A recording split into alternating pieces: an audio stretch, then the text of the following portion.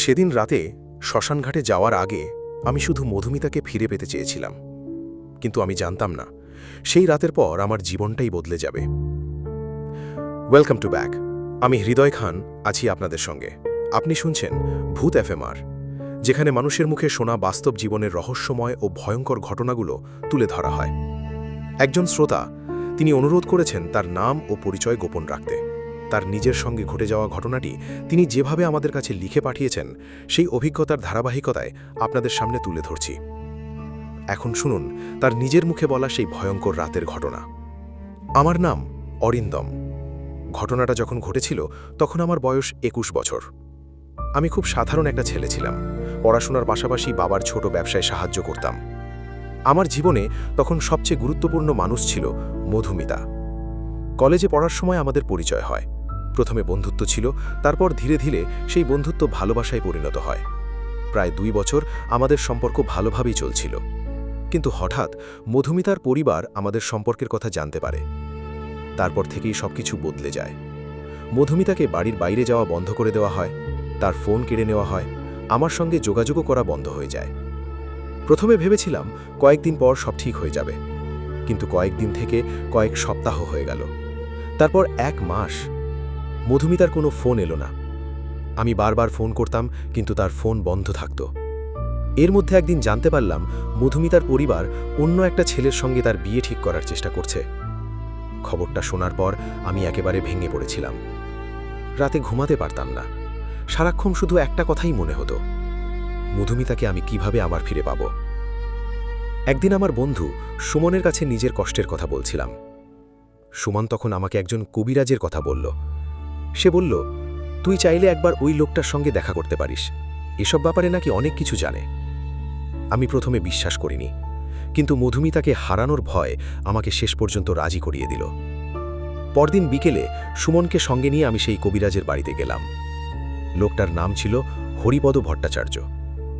সে আমার কথা শুনে কিছুক্ষণ চুপ করে থাকল, তারপর বলল, মেয়েটাকে নিজের কাছে ফিরিয়ে আনতে চাস? আমি বললাম, হ্যাঁ। সে ধীরে ধীরে বলল, তাহলে আজ রাতেই তোকে একা একটা শ্মশান ঘাটে যেতে হবে। কথাটা শুনে আমার বুকের ভেতরটা ধক করে উঠল। আমি তখনও জানতাম না ওই রাতেই আমাকে এমন একটা জায়গায় যেতে হবে যেখানে মানুষের চেয়ে অদৃশ্য কিছুর উপস্থিতি বেশি অনুভব করা যায়। হরিপদ ভট্টাচার্য খুব শান্তভাবে বলল, মধুমিতাকে নিজের কাছে ফিরিয়ে আনতে চাইলে কিছু জিনিস নিজের হাতে করতে হয়। আমি আর কিছু জিজ্ঞেস করিনি, কারণ তখন আমার মাথায় শুধু মধুমিতার কথাই ঘুরছিল। কবিরাজ আমাকে একটা পুরনো কাপড়ের ব্যাগ দিল, তারপর বলল, রাত 12টার পর শ্মশানঘাটে যাবি। কোনো মানুষ যদি তোকে দেখে ফেলে কাজটা হবে না, আর চিতা থেকে যে পোড়া কাঠ আর কয়লা পাবি সেগুলো নিয়ে সরাসরি আমার কাছে ফিরে আসবি। আমি ব্যাগটা হাতে নিলাম।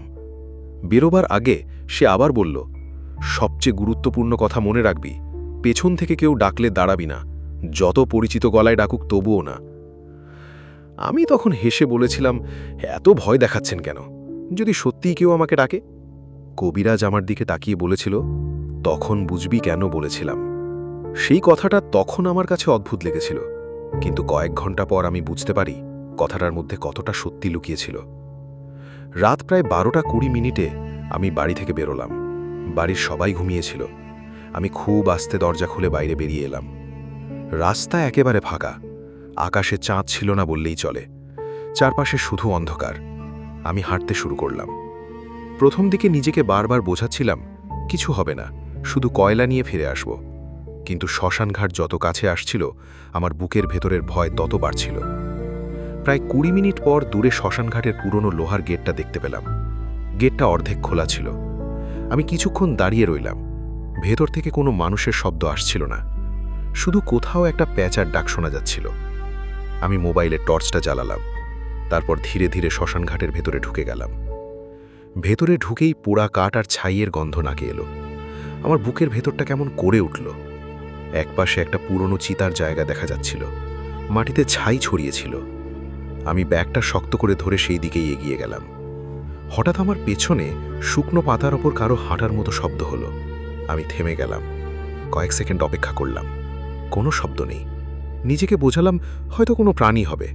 আমি আবার হাঁটতে শুরু করলাম। ঠিক তখনই খুব আস্তে একটা কণ্ঠ শুনতে পেলাম, অরিন্দম। আমি জমে গেলাম।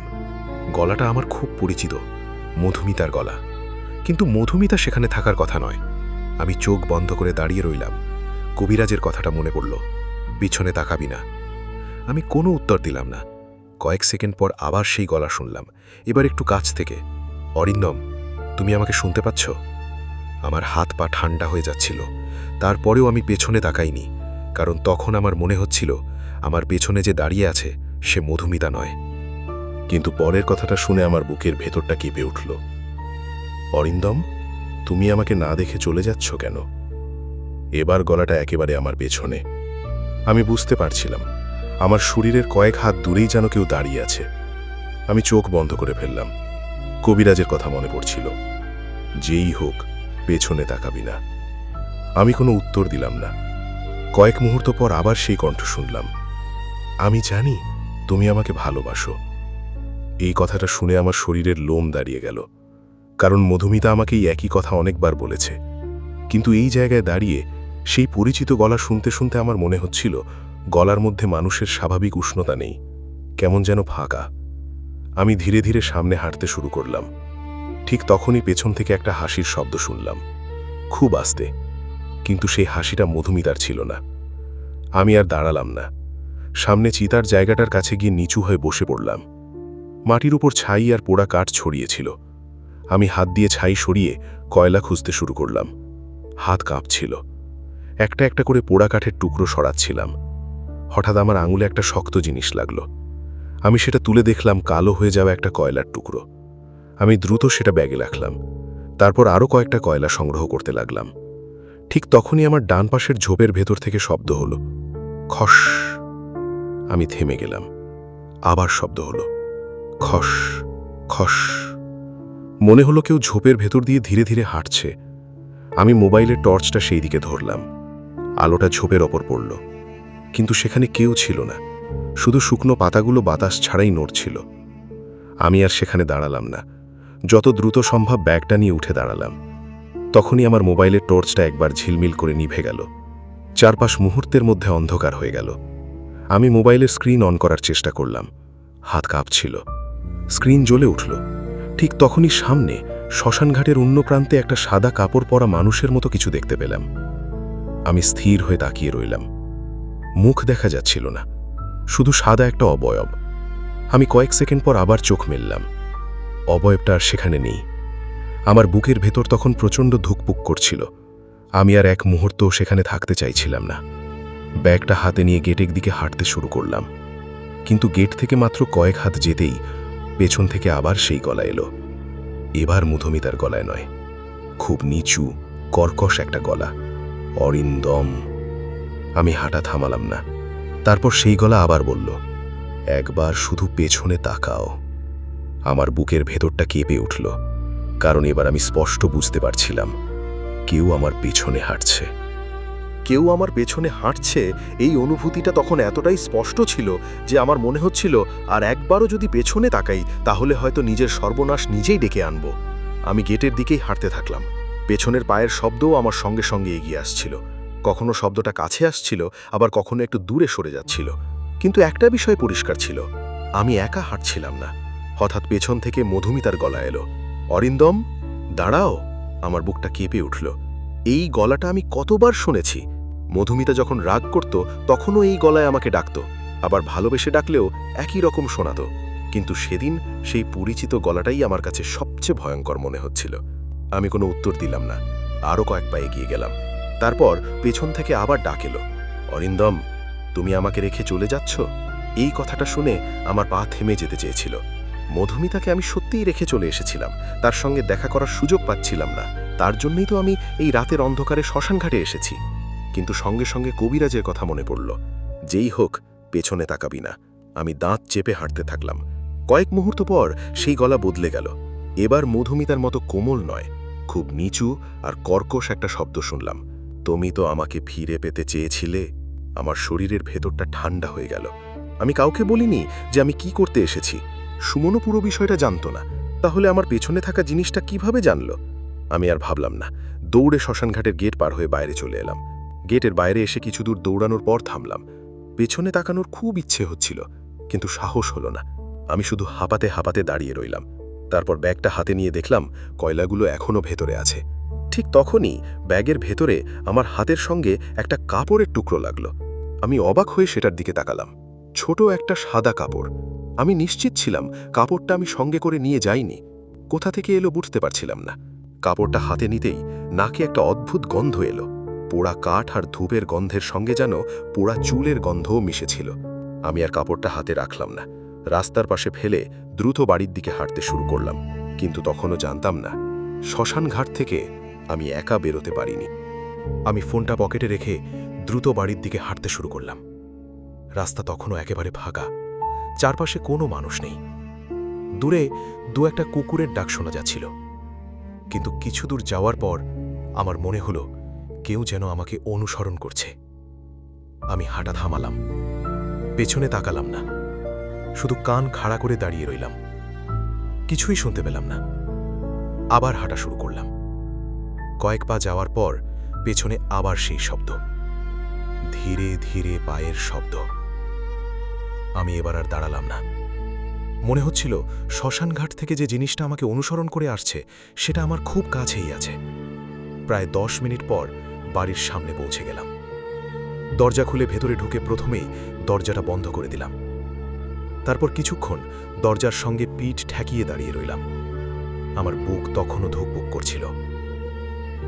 আমি ব্যাগটা টেবিলের ওপর রাখলাম। কবিরাজকে দেখানোর আগে একবার কয়লাগুলো দেখতে ইচ্ছে করল। ব্যাগ খুলতেই আমার চোখ হাটকে গেল। কয়লার সঙ্গে যে সাদা কাপড়ের টুকরোটা পেয়েছিলাম সেটা তো আমি রাস্তার পাশে ফেলে এসেছিলাম, কিন্তু কাপড়টা আবার ব্যাগের ভেতরেই ছিল। আমি কিছুক্ষণ স্থির হয়ে তাকিয়ে রইলাম। তারপর কাপড়টা বের করতে গিয়ে দেখলাম কাপড়ের এক কোণায় কালো ছাই লেগে আছে, আর সেই ছাইয়ের ওপর আঙুলের মতো একটা দাগ। আমার হাত ঠান্ডা হয়ে গেল। আমি আর কাপড়টা ছুলাম না। ঠিক তখনই ঘরের বাইরে থেকে মধুমিতার গলা শুনতে পেলাম, অরিন্দম। আমি জমে গেলাম। ঘরের দরজা বন্ধ, বাড়ির সবাই ঘুমিয়ে আছে। তাহলে আমার নাম ধরে ডাকছে কে? আবার সেই গলা এলো, এবার আরও কাছে, অরিন্দম, দরজাটা খোলো। আমি দরজার দিকে তাকিয়ে রইলাম। তারপর খুব আস্তে দরজায় 3 বার টোকা পড়ল। ঠক ঠক ঠক। আমার মনে হলো যদি ওই মুহূর্তে আমি দরজাটা খুলে ফেলি তাহলে আর কোনোদিন মধুমিতাকে ফিরে পাওয়ার সুযোগ পাব না, বরং আমি নিজেই হয়তো আর ফিরে আসতে পারব না। আমি নিঃশ্বাস বন্ধ করে দাঁড়িয়ে রইলাম। বাইর থেকে মধুমিতার গলা ভেসে এলো, অরিন্দম, আমি জানি তুমি ভেতরে আছো। আমার শরীরের প্রতিটি লোম যেন দাঁড়িয়ে গেল। আমি কোনো উত্তর দিলাম না। কয়েক মুহূর্ত নীরব থাকার পর দরজার নিচের ফাঁক দিয়ে একটা ছায়া দেখতে পেলাম। কেউ একজন দরজার ঠিক ওপাশে দাঁড়িয়ে আছে। আমি ধীরে ধীরে পিছিয়ে গেলাম। তারপর হঠাৎ দরজায় প্রচণ্ড শব্দ হলো, থাম। আমি চমকে উঠলাম, কিন্তু দরজা খুলল না। বাইরে আবার মধুমিতার গলা। এবার গলাটা আর আগের মতো ছিল না, কেমন যেন ভারী আর কর্কশ। তুমি আমাকে ফিরে পেতে চেয়েছিলে অরিন্দম, এখন আমাকে চিনতে পারছো না? আমি ভয়ে কয়েক পা পিছিয়ে গেলাম। ঠিক তখনই আমার চোখ পড়ল টেবিলের ওপর রাখা ব্যাগটার দিকে। ব্যাগের ভেতরের কয়লাগুলো যেন নড়ছে। আমি প্রথমে বিশ্বাস করতে পারছিলাম না, কিন্তু কয়েক মুহূর্ত পর স্পষ্ট দেখতে পেলাম ব্যাগের মুখের ভেতর থেকে খুব হালকা ধোঁয়া বেরোচ্ছে। আমি দ্রুত জানালার কাছে চলে গেলাম। জানালাটা খুলে বাইরে তাকাতেই বুকের ভেতরটা কেঁপে উঠল। বাড়ির উঠানের মাঝখানে একটা মেয়ে দাঁড়িয়ে আছে, সাদা পোশাক, খোলা চুল, মুখটা নিচের দিকে ঝুঁকে আছে। আমি জানতাম সে মধুমিতা নয়, তবু আমার চোখ বারবার তার মুখের দিকে চলে যাচ্ছিল। মেয়েটা ধীরে ধীরে মাথা তুলল। চাঁদের সামান্য আলোয় তার মুখটা দেখা গেল, আর আমি যেন পাথর হয়ে গেলাম। মুখটা মধুমিতার, কিন্তু চোখ দুটো অস্বাভাবিক কালো। সে আমার দিকে তাকিয়ে হেসে বলল, তারপর ঠোঁট না নাড়িয়েই আমি যেন নিজের মাথার ভেতর একটা কথা শুনতে পেলাম, তুমি আমাকে ডাকলে কেন? আমি জানালাটার সঙ্গে সঙ্গে বন্ধ করে দিলাম। তারপর ঘরের মেঝেতে বসে পড়লাম। আমার মাথায় তখন শুধু একটা প্রশ্ন ঘুরছিল, কবিরাজ আসলে আমাকে কি করতে পাঠিয়েছিল? সে কি সত্যি মধুমিতাকে আমার কাছে ফিরিয়ে আনতে চেয়েছিল, নাকি অন্য কোনো শক্তিকে আমার জীবনের মধ্যে ঢুকিয়ে দিয়েছিল? রাতটা কোনোভাবে পার করলাম। ভোর হওয়ার কিছুক্ষণ আগে বাইরে আর কোনো শব্দ শুনতে পেলাম না। আমি সাহস করে দরজা খুললাম। উঠানে কেউ নেই, কিন্তু দরজার সামনে ছাই দিয়ে একটা গোল দাগ আঁকা ছিল, আর সেই দাগের মাঝখানে পড়েছিল একটা পোড়া কাঠের টুকরো। আমি বুঝে নিলাম শ্মশান ঘাটের রাত শেষ হয়নি, আসল ঘটনা তখনও শুরু হয়নি। ভোরের আলো ফুটতেই আমি আর এক মুহূর্ত বাড়িতে থাকতে পারলাম না। ব্যাগটা হাতে নিয়ে সরাসরি হরিপদ ভট্টাচার্যের বাড়ির দিকে রওনা হলাম। সারা পথ আমার মাথায় শুধু রাতের ঘটনাগুলো ঘুরছিল। শ্মশানঘাটে মধুমিতার গলা, আমার পেছনে হাঁটার শব্দ, তারপর বাড়ির উঠোনে দাঁড়িয়ে থাকা সেই মেয়েটা। সবচেয়ে ভয়ঙ্কর ছিল সে কিভাবে আমার বাড়ি পর্যন্ত চলে এলো। হরিপদ ভট্টাচার্যের বাড়িতে পৌঁছে দেখি সে যেন আমার জন্যই অপেক্ষা করছিল। আমি ব্যাগটা তার সামনে রেখে বললাম, আপনি আমাকে কিসের মধ্যে ফেলেছেন? সে কোনো উত্তর দিল না, শুধু ব্যাগটা খুলে কয়লাগুলো দেখতে লাগল। তারপর হঠাৎ তার মুখের ভাব বদলে গেল। সে বলল, তুই কি পথে কারো সঙ্গে কথা বলেছিস? আমি বললাম, না। পেছনে তাকিয়েছিলি? আমি মাথা নাড়লাম, না। সে কিছুক্ষণ চুপ করে রইল, তারপর বলল, তাহলে একটা জিনিস বুঝতে পারছি না। আমি জিজ্ঞেস করলাম, কি? সে ব্যাগের ভেতর থেকে সেই সাদা কাপড়ের টুকরোটা বের করল। কাপড়টা দেখে তার মুখ ফ্যাকাশে হয়ে গেল।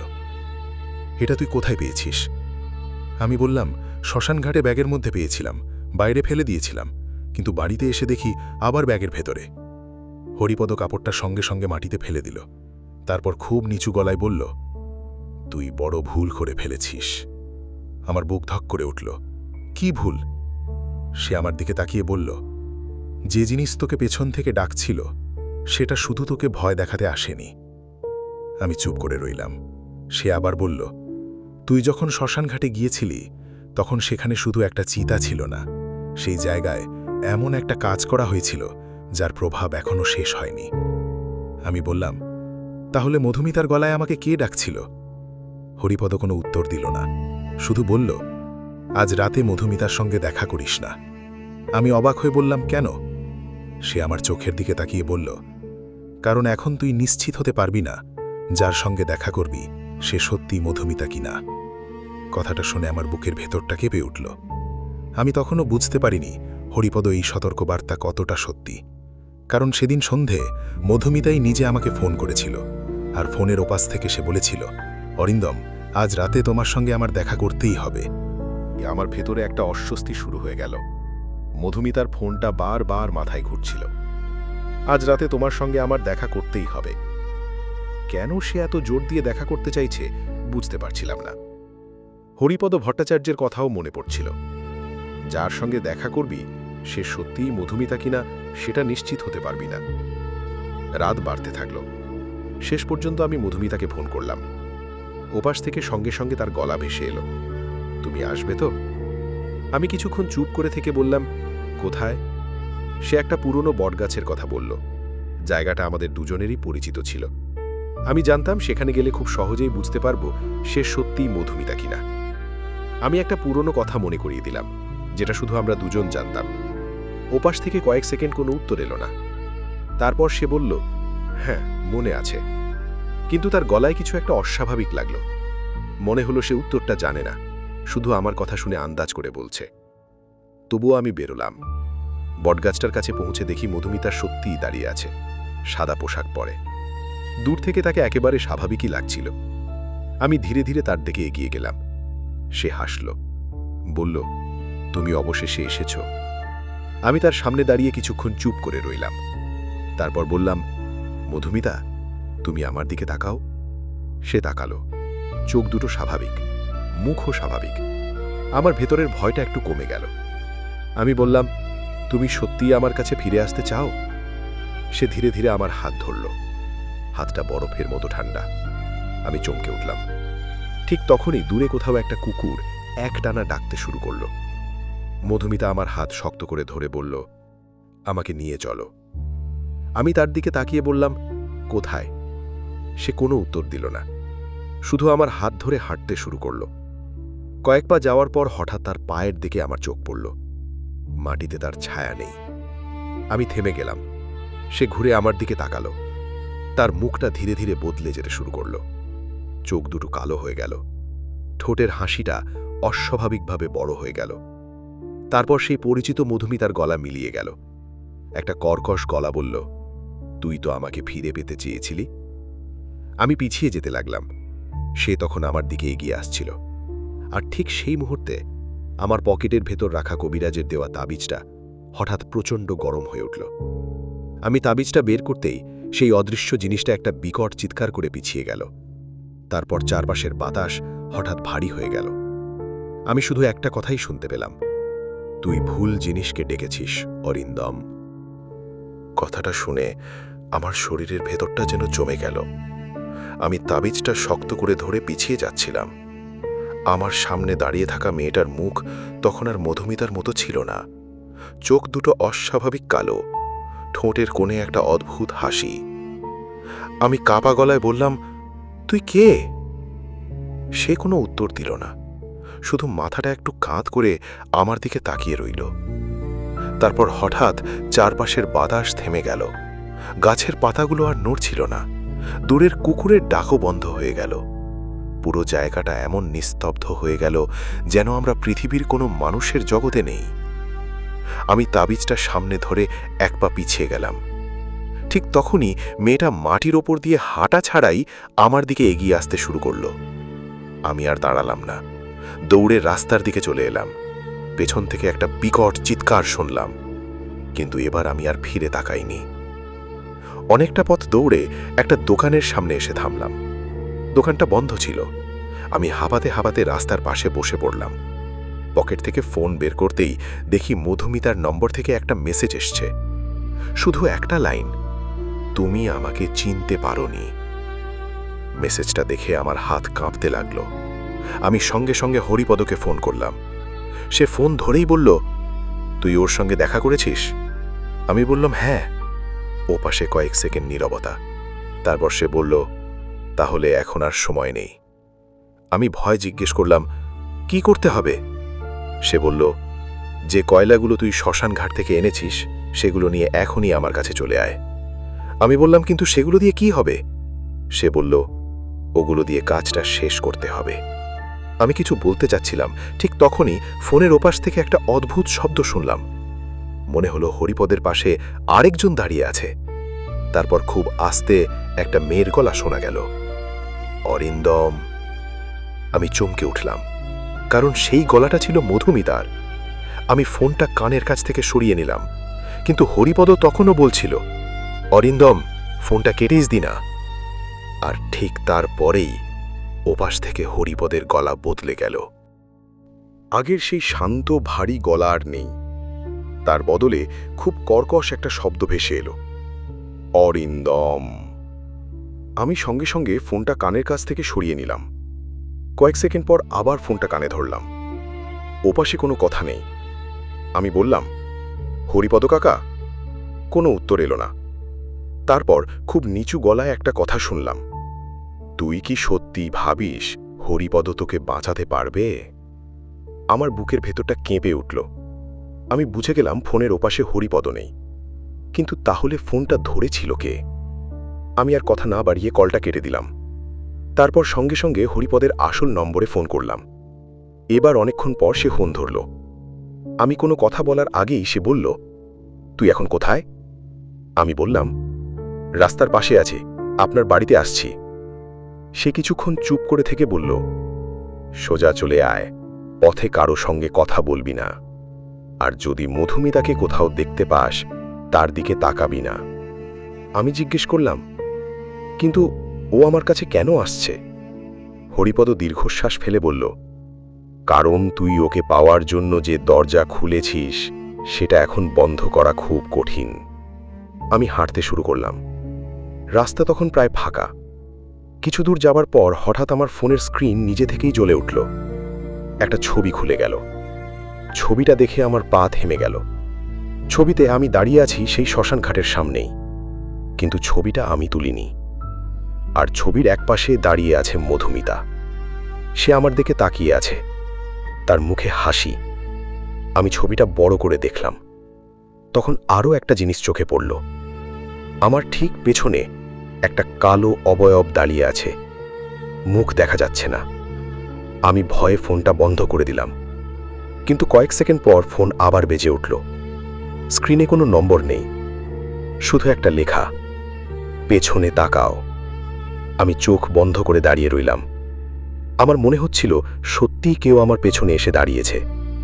তারপর খুব আস্তে আমার কানের কাছে একটা মেয়ের গলা ভেসে এলো, অরিন্দম। আমি আর নিজেকে সামলাতে পারলাম না। চোখ বন্ধ রেখেই দৌড়ে সামনে চলে গেলাম। কিন্তু দৌড়াতে দৌড়াতে হঠাৎ বুঝতে পারলাম আমি যে রাস্তা দিয়ে যাচ্ছি সেটা হরিপদের বাড়ির রাস্তা নয়। আমি আবার সেই শ্মশান ঘাটের দিকেই ফিরে এসেছি। কিছুক্ষণ আগেও আমি নিশ্চিত ছিলাম আমি অন্য একটা রাস্তা দিয়ে হরিপদের বাড়ির দিকে যাচ্ছিলাম, কিন্তু এখন সামনে সেই পুরনো লোহার গেট। গেটটা অর্ধেক খোলা, ভেতর থেকে ঠান্ডা বাতাস বেরিয়ে আসছে। আমি পিছিয়ে যেতে চাইলাম, কিন্তু ঠিক তখনই আমার পকেটের ভেতর থাকা তাবিজটা আবার গরম হয়ে উঠল। মনে হলো কেউ আমাকে ভেতরে যেতে বাধ্য করছে। আমি চোখ বন্ধ করে দাঁড়িয়ে রইলাম। তারপর হঠাৎ মনে হলো দূর থেকে কেউ আমার নাম ধরে ডাকছে, অরিন্দম। আমি কোনো উত্তর দিলাম না। আবার ডাক এলো, অরিন্দম, আমি মধুমিতা। আমি এবার বুঝতে পারছিলাম আমাকে ভেতরে টেনে নেওয়া হচ্ছে, কিন্তু তখন আমার মনে পড়ল ব্যাগের ভেতর এখনও সেই কয়লাগুলো আছে। হরিপদ বলেছিল এগুলো নিয়ে তার কাছে যেতে। আমি ব্যাগটা শক্ত করে ধরে গেটের দিকে এগিয়ে গেলাম। শ্মশানঘাটের ভেতরে ঢুকতেই চারপাশের বাতাস বদলে গেল। মনে হলো আমি আর বর্তমান সময়ে নেই। সামনের পুরনো চিতার জায়গায় আবার আগুন জ্বলছে। আগুনের সামনে একটা মানুষ দাঁড়িয়ে আছে। আমি প্রথমে ভেবেছিলাম হরিপদ, কিন্তু একটু কাছে যেতেই বুঝলাম সেটা মধুমিতা। সে আমার দিকে তাকিয়ে বলল, তুমি অবশেষে ফিরে এসেছ। আমি কিছু বলতে পারলাম না। সে ধীরে ধীরে আমার দিকে এগিয়ে এলো। তারপর বলল, তুমি আমাকে পেতে চেয়েছিলে, তাই না? আমি মাথা নাড়লাম। সে হেসে বলল, তাহলে আমাকে নিয়ে চলো। আমি এক পা পিছিয়ে গেলাম। তুমি মধুমিতা নও। তার মুখের হাসি মুহূর্তের মধ্যে মিলিয়ে গেল। চোখ দুটো কালো হয়ে উঠল। সে খুব নিচু গলায় বলল, এতদিন পর চিনতে পারলে? ঠিক তখনই আমার পেছনে কারোর পায়ের শব্দ হলো। আমি ঘুরে তাকাতে যাচ্ছিলাম, কিন্তু শেষ মুহূর্তে নিজেকে থামিয়ে দিলাম। তারপর পেছন থেকে হরিপদের গলা শুনলাম, অরিন্দম, এখনই ব্যাগটা আগুনের মধ্যে ফেলে দে। আমি সামনে তাকিয়ে রইলাম। হরিপদ সামনে নেই, কিন্তু তার গলা একেবারে পরিষ্কার। আমি বুঝতে পারলাম এবারও আমাকে বিভ্রান্ত করা হচ্ছে। তাই ব্যাগটা খুলে কয়লাগুলো হাতে নিলাম। সামনের মেয়েটা তখন বিকটভাবে চিৎকার করতে শুরু করেছে। আমি চোখ বন্ধ করে কয়লাগুলো আগুনের মধ্যে ছুঁড়ে দিলাম। পরের মুহূর্তেই পুরো শ্মশান ঘাট কেঁপে উঠল। আর সেই চিৎকারের মধ্যে আমি শুনতে পেলাম, অরিন্দম, তুই আমাকে ফিরিয়ে আনতে নিজের জীবনটাই দিয়ে দিলি। আমি ভয়ে কয়েক পা পিছিয়ে গেলাম। চারপাশে যেন ঝড় শুরু হয়েছে, অথচ আকাশ একেবারে পরিষ্কার। গাছের ডালগুলো প্রচণ্ডভাবে নড়ছিল। ছাই বাতাসে উড়ে আমার মুখে এসে লাগছিল। সামনে দাঁড়িয়ে থাকা মেয়েটা তখন আর মধুমিতার মতো দেখা যাচ্ছিল না। তার মুখটা ধীরে ধীরে বিকৃত হয়ে যাচ্ছিল। সে আমার দিকে হাত বাড়িয়ে বলল, তুই আমাকে ডেকেছিলি, এখন আমাকে ছেড়ে যেতে পারবি না। আমি চোখ বন্ধ করে তাবিজটা শক্ত করে ধরলাম। হরিপদের কথা মনে পড়ল, যে দরজা খুলেছিস সেটা বন্ধ করতে হলে ভয়ে পেলে চলবে না। আমি কোনো উত্তর দিলাম না। কিছুক্ষণ পর চারপাশের শব্দ হঠাৎ থেমে গেল। আমি চোখ খুলে দেখলাম আগুন নিভে গেছে। সামনে কেউ নেই, শুধু মাটির ওপর কয়েকটা পোড়া কাঠ পড়ে আছে। আমি বুঝতে পারছিলাম না সবকিছু সত্যিই ঘটেছিল নাকি আমি কোনো দুঃস্বপ্নের মধ্যে ছিলাম।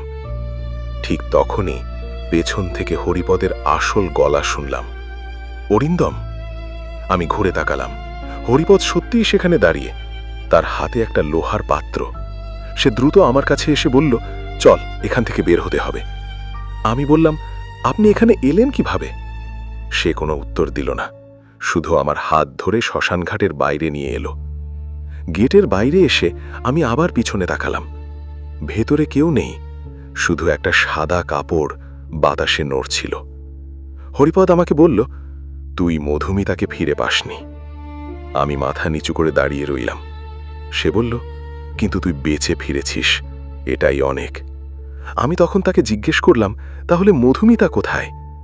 হরিপদ কিছুক্ষণ চুপ করে থেকে বলল, যাকে তুই এতক্ষণ মধুমিতা ভেবেছিলি, সে কোনোদিনই মধুমিতা ছিল না। সেদিনের পর আমি আর কখনো মধুমিতার সঙ্গে দেখা করার চেষ্টা করিনি। কয়েকদিন পর মধুমিতা নিজেই আমার সঙ্গে যোগাযোগ করেছিল। সে বলেছিল সে অন্য শহরে চলে গেছে এবং আমাদের সম্পর্ক আর চালিয়ে যেতে চায় না। আমি আর তাকে কিছু জিজ্ঞেস করিনি, কারণ তখন বুঝে গিয়েছিলাম মানুষকে নিজের কাছে পাওয়ার জন্য কোনো অন্ধকার শক্তির সাহায্য নেওয়া যায় না। আজও মাঝরাতে কখনো ঘুম ভেঙে গেলে আমি সেই শ্মশান ঘাটের কথা মনে করি, বিশেষ করে সেই কথাটা, পেছন থেকে কেউ ডাকলে দাঁড়াবি না। কারণ আজও মাঝে মাঝে গভীর রাতে আমার ফোনে একটা অচেনা নম্বর থেকে কল আসে। আমি কখনো ফোন ধরি না, কিন্তু একবার কল কেটে যাওয়ার আগে ওপাশ থেকে খুব আস্তে একটা মেয়ের গলা শুনেছিলাম, অরিন্দম, তুমি কি এখনো আমাকে ফিরে পেতে চাও? সেদিনের পর থেকে আমি আর কখনো পিছনে ফিরে তাকাইনি। Welcome to back. আমি হৃদয় খান আছি আপনাদের সঙ্গে। আশা করি আপনারা সবাই ভালো আছেন আর ভালো থাকার চেষ্টা করছেন। আপনারা শুনছেন ভূত এফএমআর। আজকের ঘটনাটি সত্যি ছিল নাকি শুধুই কল্পনা সেটা আমি নিশ্চিত করে বলতে পারি না, তবে একটি কথা বলতে পারি, এই পৃথিবীতে এমন অনেক ঘটনা ঘটে যার ব্যাখ্যা আমরা সবসময় খুঁজে পাই না। যদি আজকের গল্পটি আপনাদের ভালো লেগে থাকে তাহলে ভিডিওটিতে একটি লাইক করবেন, আপনাদের বন্ধুদের সঙ্গে শেয়ার করবেন। আপনাদের একটি লাইক এবং একটি শেয়ার আমাদের নতুন নতুন ভয়ঙ্কর ঘটনা তৈরি করার অনুপ্রেরণা দেয়। আর যদি এখনও ভূত এফএমআর পরিবারের সদস্য না হয়ে থাকেন তাহলে এখনই চ্যানেলটি সাবস্ক্রাইব করুন, পাশের বেল আইকনটি অন করে রাখুন। আর যদি ফেসবুকে আমাদের ভিডিও দেখে থাকেন তাহলে অবশ্যই আমাদের পেজটি ফলো করুন, কারণ প্রতি রবিবার এবং বৃহস্পতিবার রাত 11:30 আমি ফিরে আসি নতুন একটি বাস্তব ঘটনার গল্প নিয়ে। আজকের মতো এখানেই বিদায় নিচ্ছি। আমি হৃদয়। ভালো থাকবেন, সুস্থ থাকবেন। আবার দেখা হবে নতুন কোনো অজানা, রহস্যময় আর ভয়ঙ্কর ঘটনা নিয়ে। এতক্ষণ আমাদের সঙ্গে থাকার জন্য অসংখ্য ধন্যবাদ। খোদা হাফেজ।